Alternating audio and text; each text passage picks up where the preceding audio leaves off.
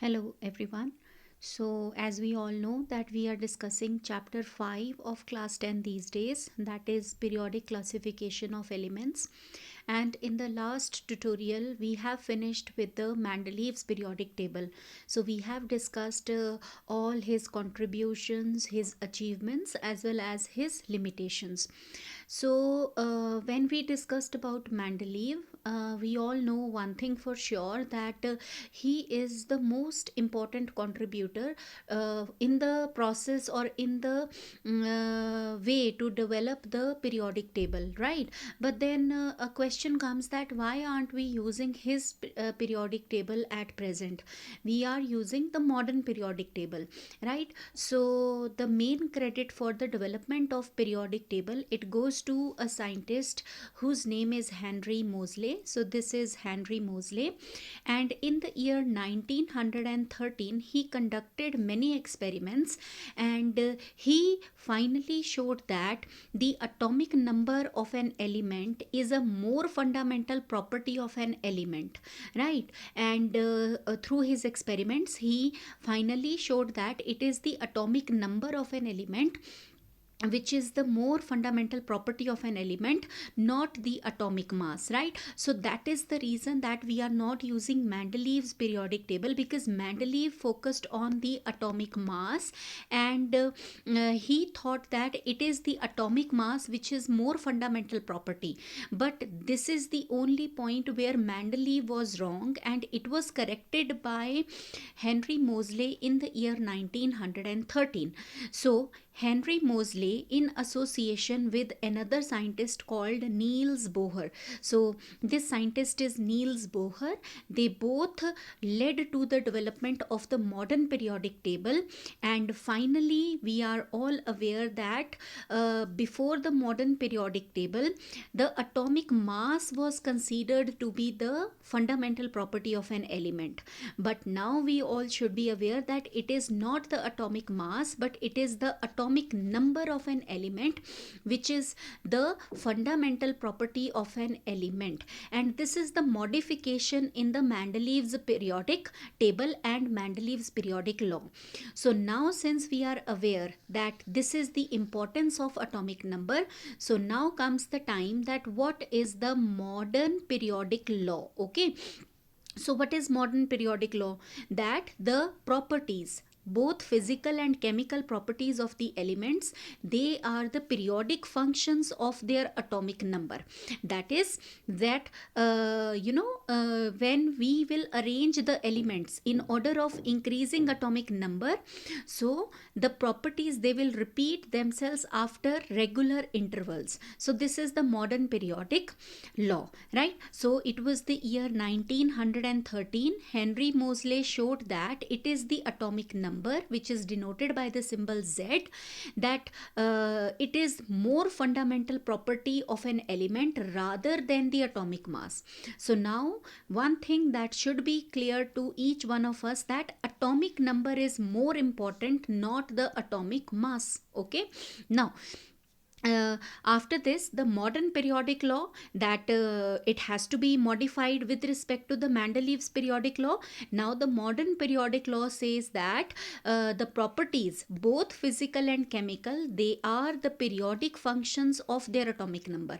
Now what do we mean by this? That when the elements, they are arranged in order of increasing atomic number, okay, the properties, they are going to repeat. Periodic means when something is repeating after fixed interval, so it will repeat itself after fixed interval when the elements are arranged in order of their increasing atomic number. So this is the modern periodic table, right? Now when we talk about the modern periodic table, right, so now we are doing comparison between the modern and Mendeleev periodic table. In case of Mendeleev periodic table, if you remember, how many groups were there? 8.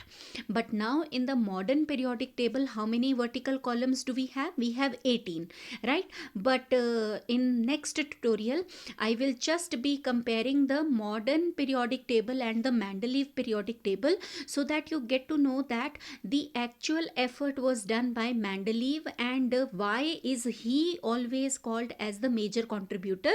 So you'll get to know about it in the next tutorial. Okay, so in the modern periodic table there are 18 vertical columns, but in the Mendeleev's periodic table there were 8 vertical columns. But please remember that from 1 to 7, okay, they were further subdivided into two subgroups, A and B. So you need to remember this also. Okay, then for example, there is one group mentioned over here, fluorine and chlorine. They both belong to group 17, right? So group means that we are talking a vertical column like this, right? So they both belong to the group number 17. Now, the modern periodic table have 7 horizontal rows known as the periods. And how many were there in the Mendeleev's? There were 6, okay?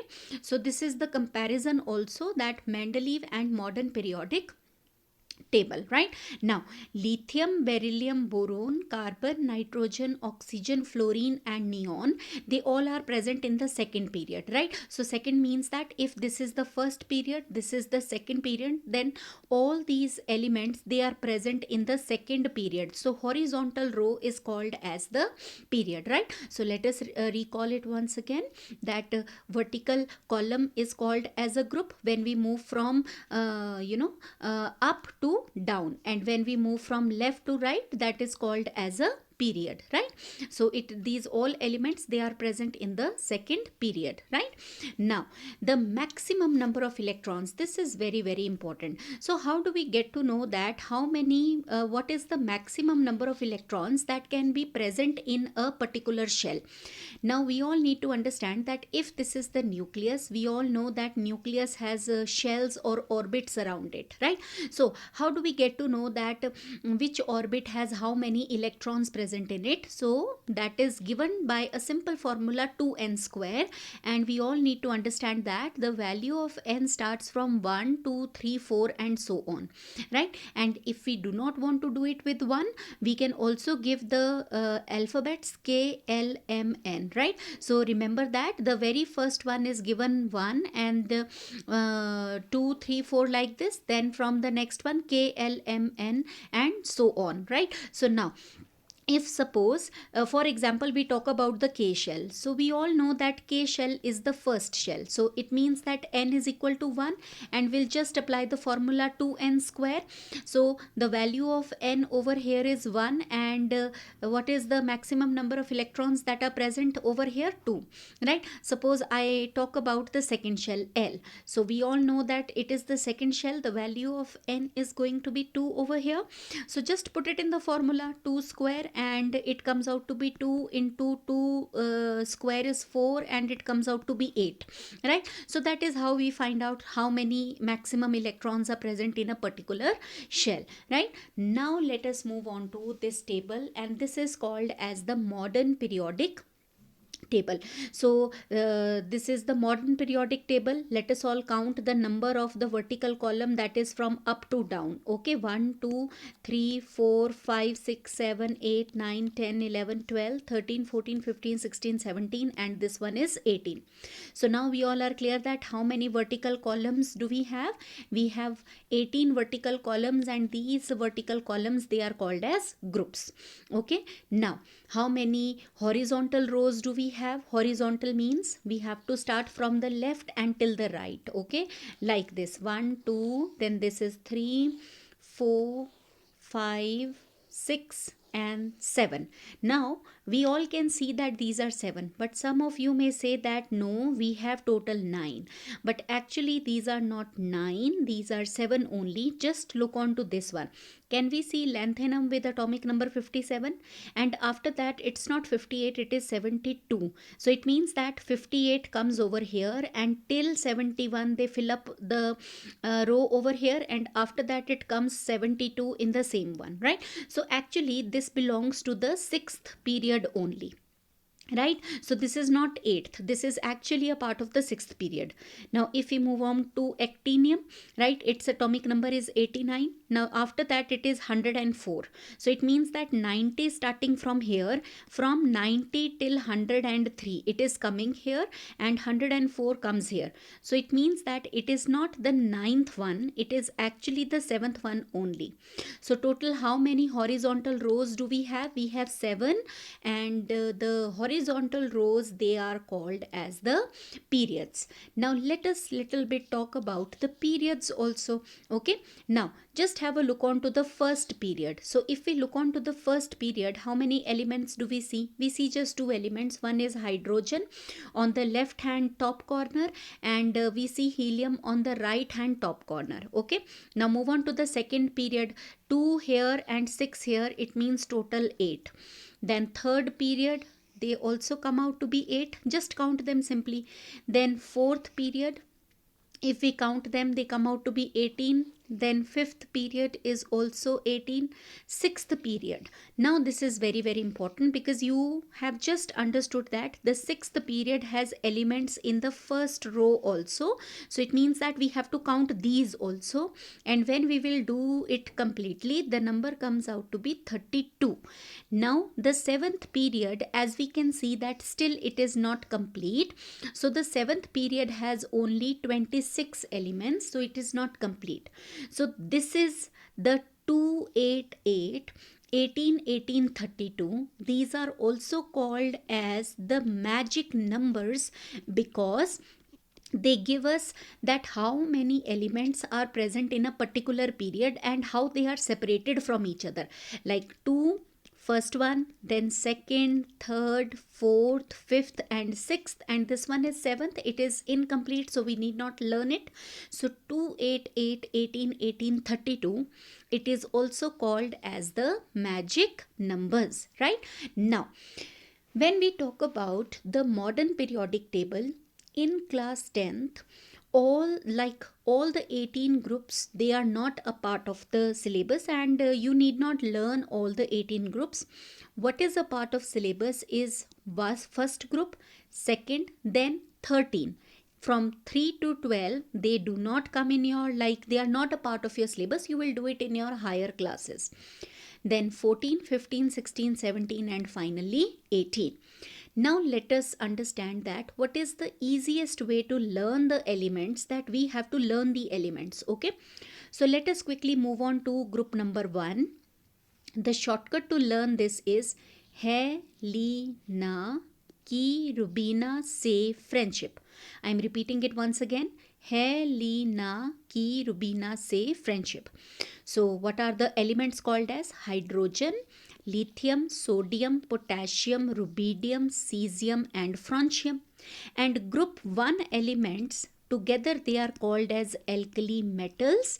But remember, hydrogen is not an alkali metal, right? It is a non-metal, but still it is placed above metals because, like we discussed in the last tutorial, it is a Rug element. Okay, and if you want to find out that what is the meaning of Rug, so please refer to the previous tutorial that is explained over there. So actually the alkali metals, they start from lithium till francium. Okay, now what is the shortcut to learn the group number 2?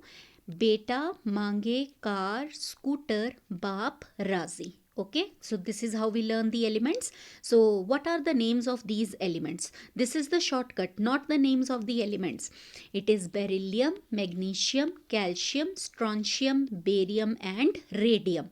So the shortcut is beta mange car scooter baap razi. And all the group 2 elements, they are also called as alkaline earth metals. Okay, I will tell you the meanings of these elements in the next tutorial. Then moving on to group number 13, bangan, aloo, gajar in thali. Let us repeat this. Bangan, aloo, gajar in thali. So what are the elements names? Boron, aluminium, gallium, indium and thallium. Okay, very easy. And 14th one, college students get some problem. Again I am repeating, college students get some problem. Carbon, silicon, germanium, tin and lead. Tin is also called as stannum. Lead is also called as plumbum. Okay. Then group number 15. News paper आज सब बिकेगा. Let us repeat that. News paper आज सब बिकेगा. Nitrogen, phosphorus, arsenic, antimony, bismuth.